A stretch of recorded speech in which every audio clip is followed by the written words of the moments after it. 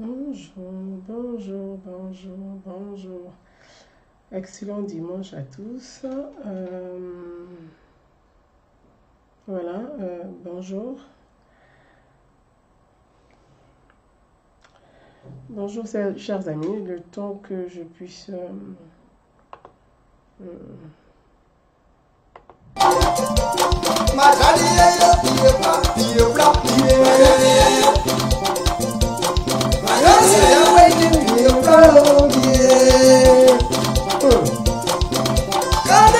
Mike le régulateur. Merci.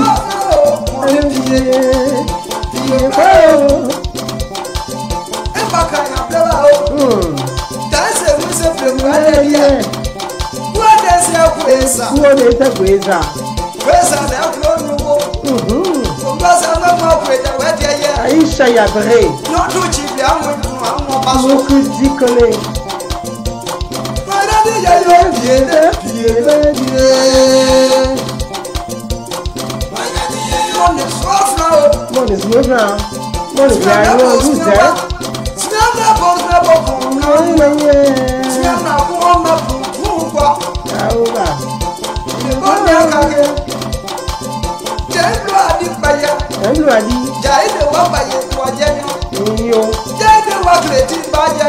Mes amis, bonsoir.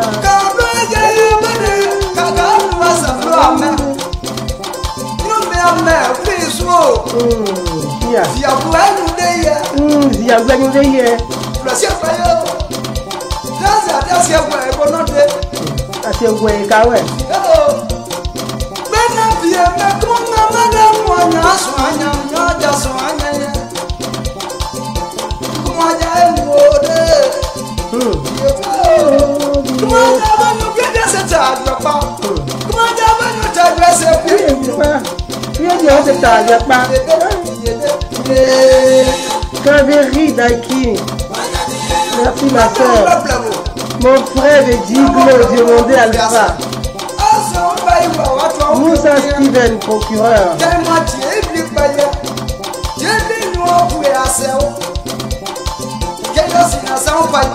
Bon, ok.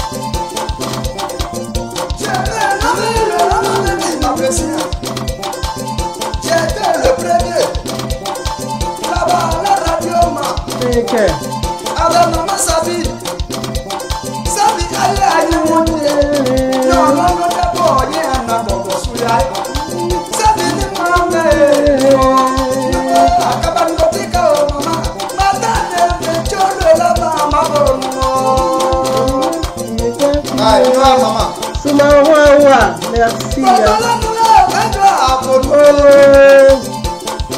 Demandez Ibrahim. Demandez la terre.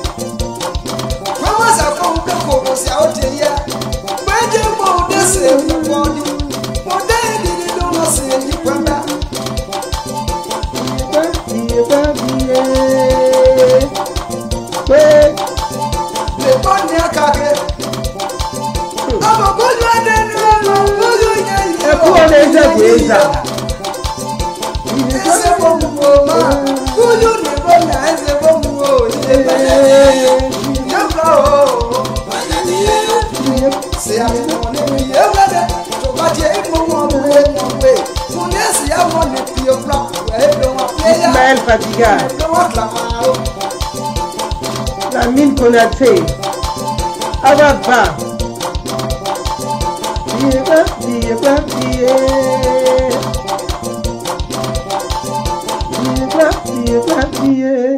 Mes amis, à vous tous, bonsoir. Bonsoir à vous, merci d'être là. Bonsoir à tous. Bonsoir à tous, merci d'être là. À vous mes amis, bonsoir à tous, merci d'être là.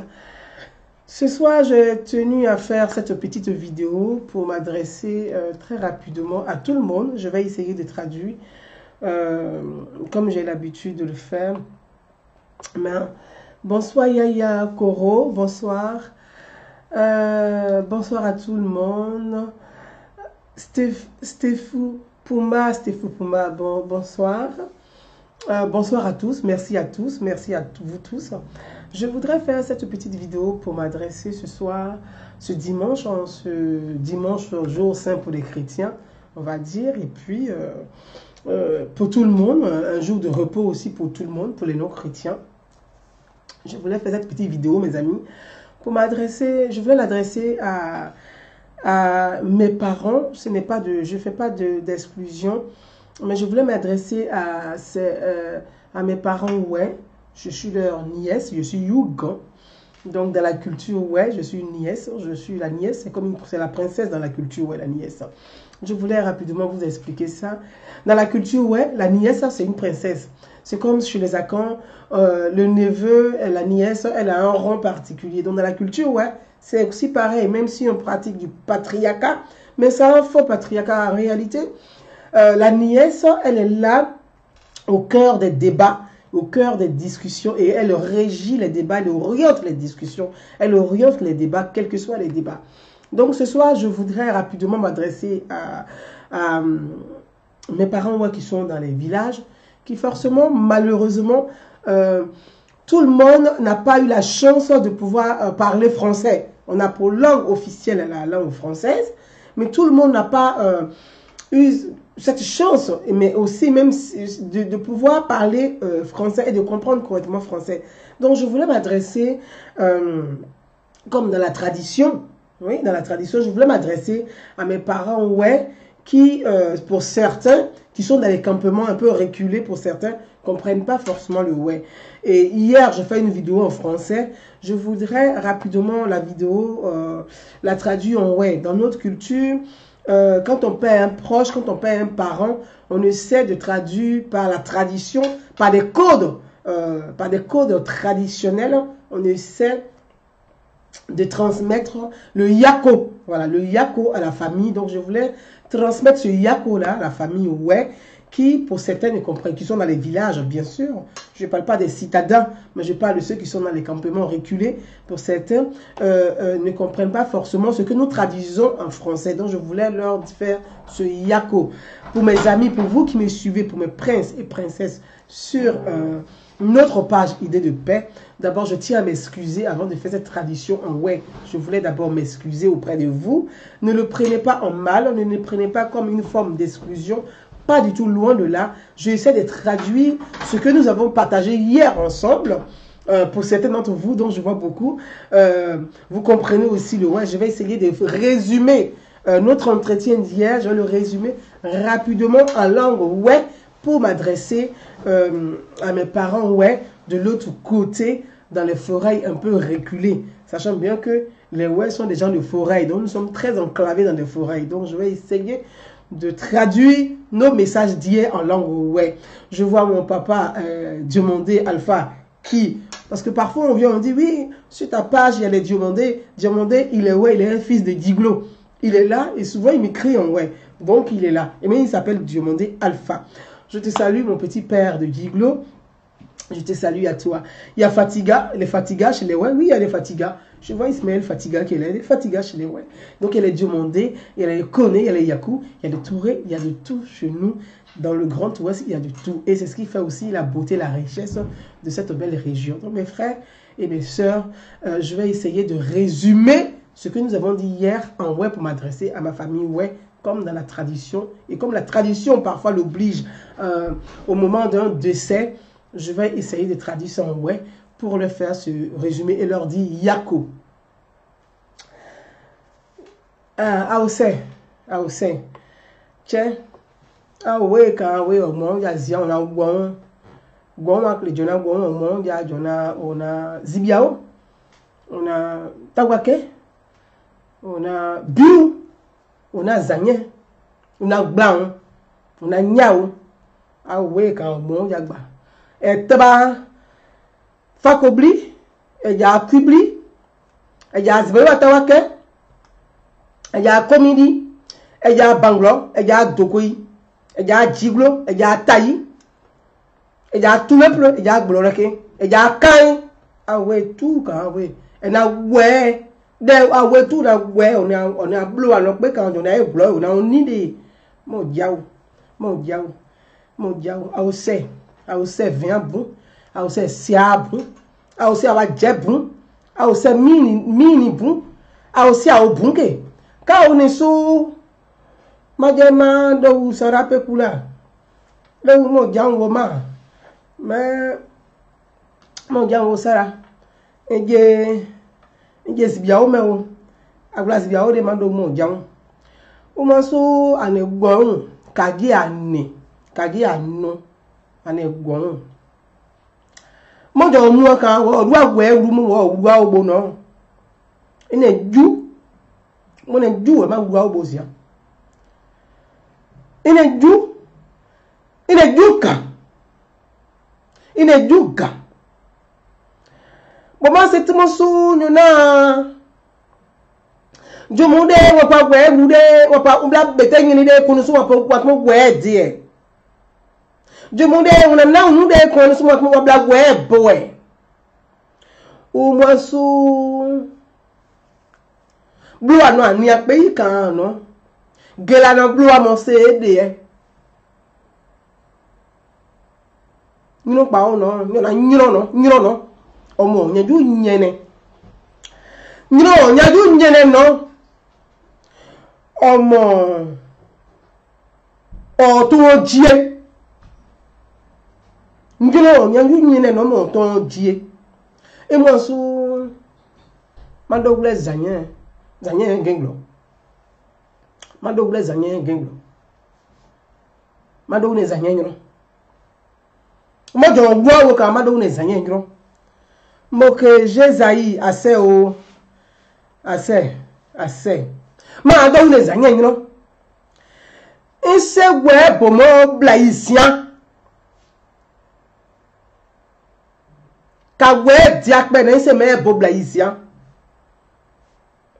ma do aguru muzia no egwe di yetemo ju uye gwe di temo ju ga mo gwe di de gwe du amo bo kwa guriye ju ga dei nyu atemo gwe di ju ga do ku gibayi Mema do mo gwa ona zanye nyino ka gwa o genglo de ise ma ja gen zanyi ma ni gwa o genglo e ma de dimanche da kuya na jour du Seigneur de a una chede a una bowe de a una dowe de we ni ajude we de kwagwa odi de be ise we duo kan se we de temo so we Chinois de sound. Tiens, I will say. Amosu tous au glas. Aboto pai. Tous au glas sou.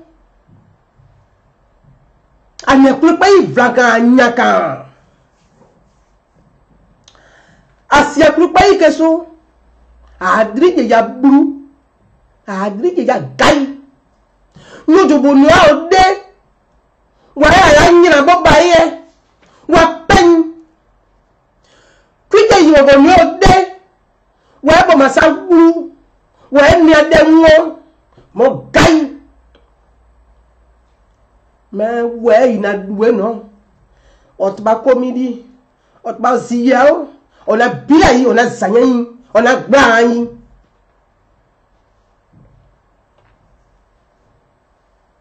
On a tawake, on a tout le play, on a taï, on a bloqué, on a djiblo, On a cuit, on a fait pour non.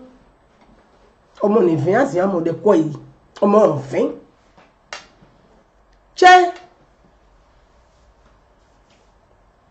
Ao sait si à vous.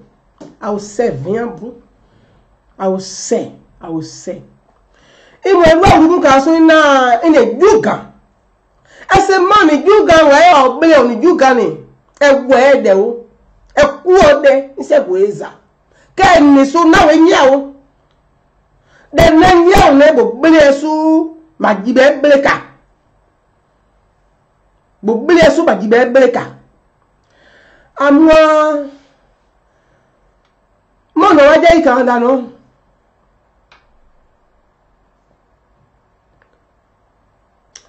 Bon, moi ça gaza bo ni ma teme ye ye bla bla bla. Bon, moi ça gaza bo ici. Ouais, mais ça, de quoi ils m'ont pas. Mais du gan pas glo. Ben, de quoi ils, ben, ils jiglo, mais du gan, ils jiglo. Ben, ils jiglo, ben, ils taillent, ben, ils bloquent, ben, ils caillent, mais du gan.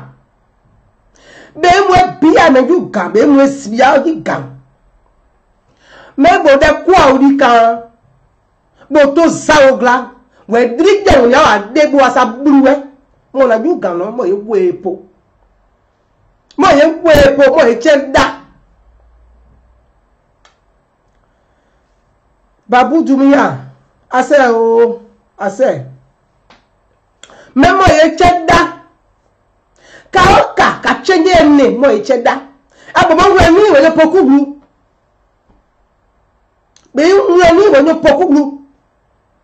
Bon, je suis blou, je suis blou, il n'est plus calme. Mais je suis asebo do rio kenne na we nyao akwen eku ode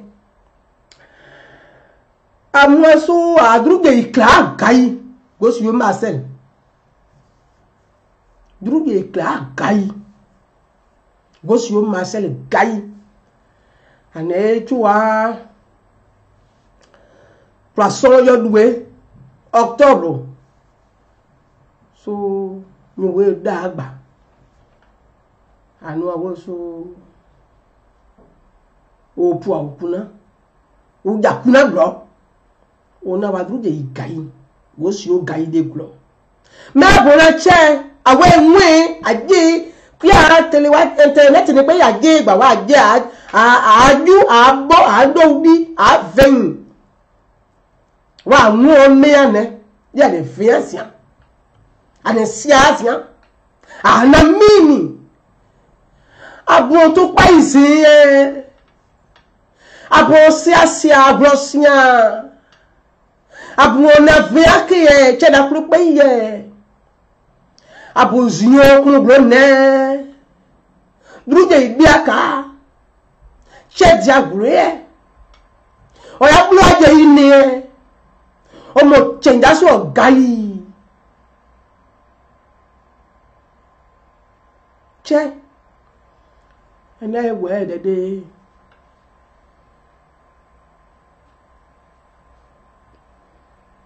Affronson. Affronson. Affronson. Affronson. Ba ni o glori ba o se blonde ibi affronson. De ba ni o block be, ku e block be.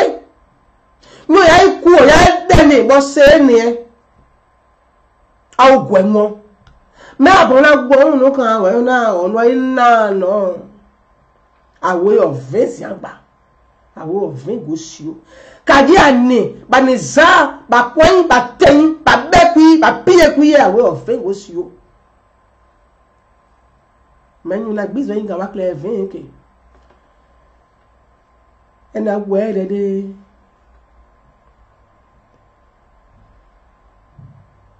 in a Uganda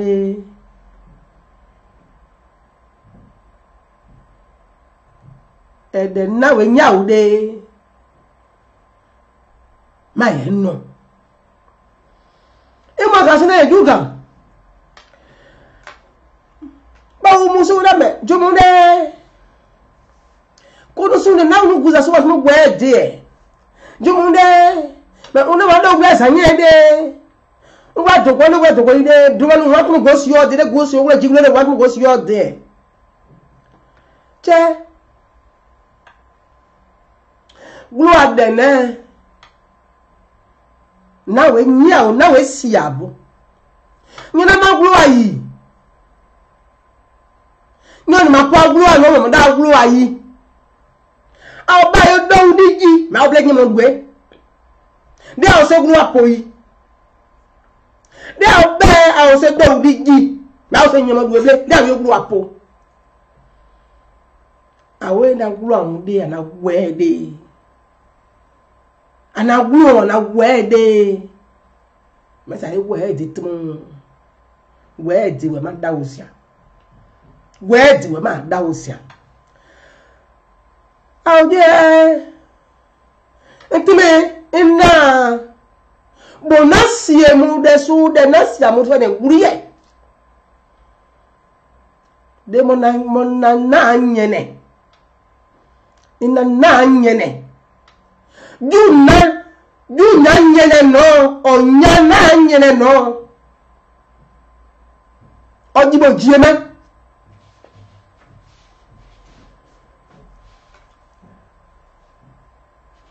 Emo su mado weza nye.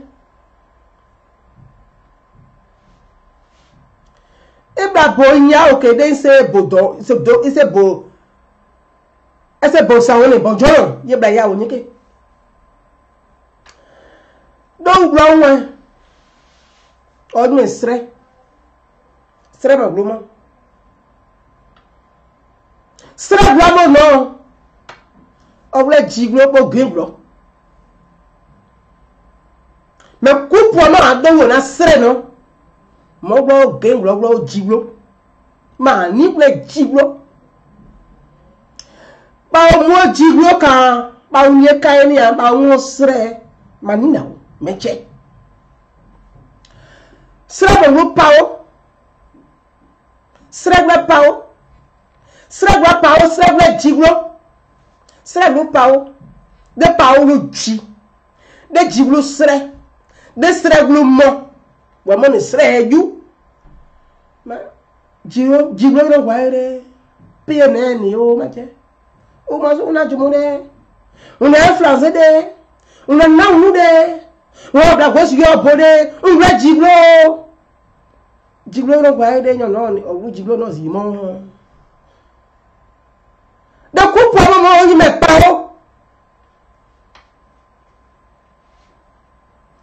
pawo ado blezia de pawo ti jibri uti ku abri de ku awu ku amo bo le jiglo de quoi de wuluche meso de wa mu adezanyanya de che meso e se mi abobla izi amache je we ma pu ano ado di gai ayo we de no e me we ma pu de na we si aboa de che si aboa e ba ye no de we bloa Bama wuji dogo ika be ngiri bina inye nambri zbaile le gwa ma ado usre odo wle bru agogo o boble bru aseba me bo mo ngiri bina ngiri nambri we you know why de ai ma ngiri me anu we aye we de na we nyon che I will say ma da ka no egwu eda inu adru je iga iwe abosi aboto paye abodru ya me egwu e ma apu aka edu ga apowe awe na gwu egba oni onide enu egwu enu ina eni onide egba dima enu français enu suisse enu Angleterre et na Danemark et na États-Unis et na Espagne et na Portugal et na Belgique et na Italie et na ah ouais on a une non 1er décembre 2018 samedi et ya John Bletan so di wa e we no de aya do di ve aya aju ve aya abo ve aya aven ve egwede na we si abo egwede bodo di gai bodo di mundiri ka oka kaja ne anegwon kaja ne anegwon Kadiane anegwon Kadiane anegwon au di au kwele de we de no blo amo oja nu amo oja nu we amo oja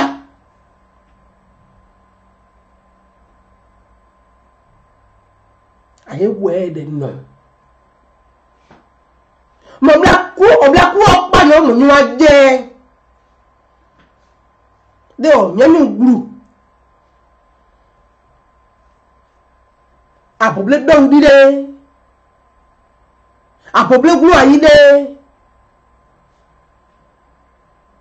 nu awla di ni wu ya ji nu wu ya o je bo bayi e me da ma da e me gwe ma po di wa e gwe de nu nu amo oja nu amo oja me abona e gro out awu gbe so yin da we de nu we de now nu amo oja da one au sono au po we kita da we de ni la o je de we de no e ku ode na we si abo ka bi ani anegwa Kadi ape anegwon mais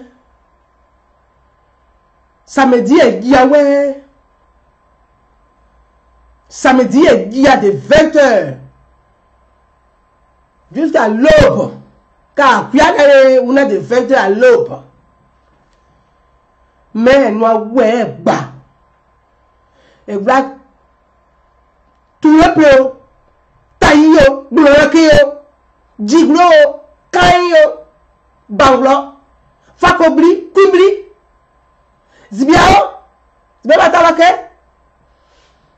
banglo dokoyi abonye onu ni de kan no apuwe we ai we de no alu we de aji ai do di fe egwe da bride aoji wa ya bride no eni abride kenne abride kaoka bride kaoka ya bride no ni mo oja kuya mo oja we de abride ayen no aoji wa do di fen ewe mapua mache awe de payin awe ọ̀fẹ́ awe explosion bloa anidiso apujo wa buru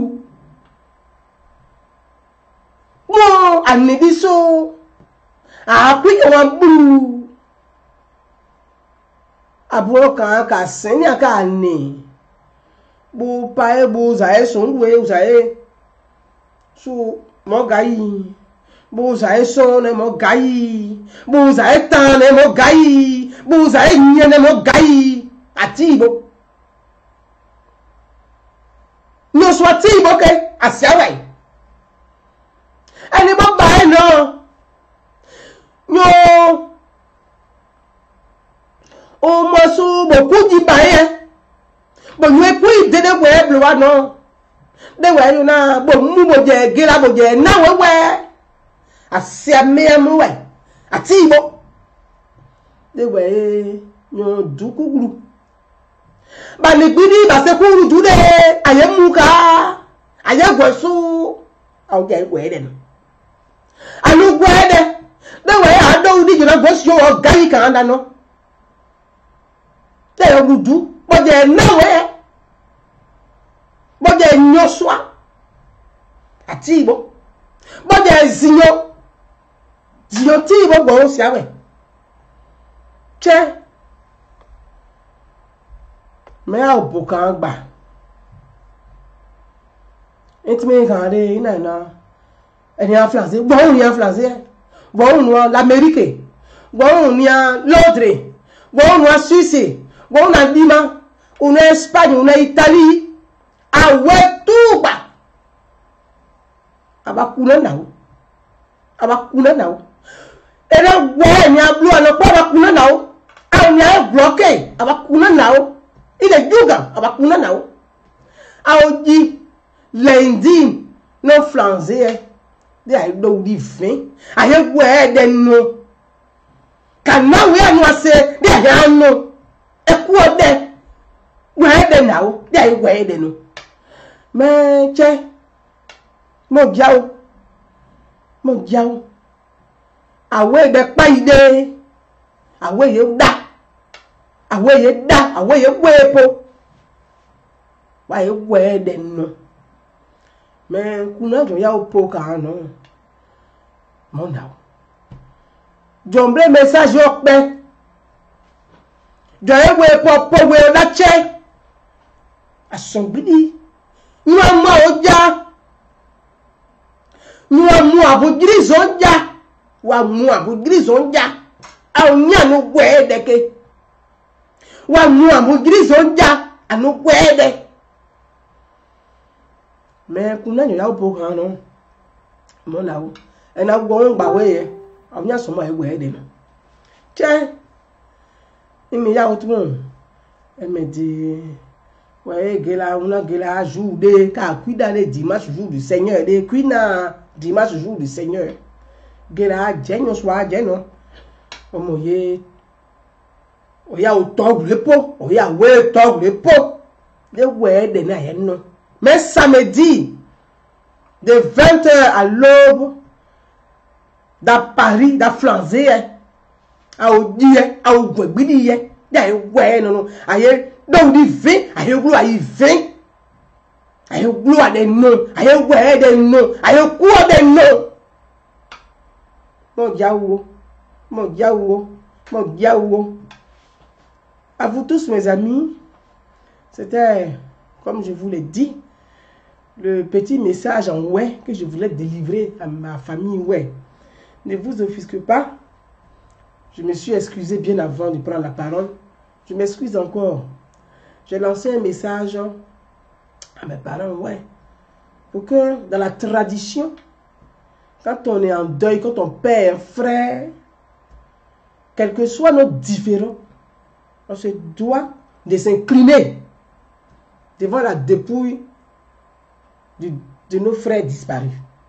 Quel que soit le différent, on se doit de respecter la dépouille de la personne qui est partie. C'est ce message que j'ai lancé en ouais pour non seulement, comme le demande la tradition, en tant que nièce ouais, avertir, même si mes parents ont appris le décès de Gossio Marcel, mais en tant que nièce, en tant que Yuga, je me dois de les avertir à nouveau. Même s'ils ont appris, je dois avertir la famille que nous avons perdu un frère. Donc la tradition m'oblige à avertir mes parents, ouais, même s'ils ont appris le décès, que nous avons perdu un grand homme, nous avons perdu un frère. Et selon la tradition et le respect des morts, nous devons un respect. Nous devons un respect aux morts. Nous devons respecter les morts. Et nous devons ensemble nous incliner pour leur dire adieu, pour leur dire au revoir. Donc, le 1er décembre, le samedi prochain, tous les enfants de la Côte d'Ivoire, ceux qui sont disponibles, et j'espère que nous serons disponibles, mobilisons-nous ensemble, chacun selon son réseau, pour que le samedi 1er décembre, de 20h à l'aube, nous serons tous présents pour dire ensemble un dernier au revoir au DG Marcel Gossio.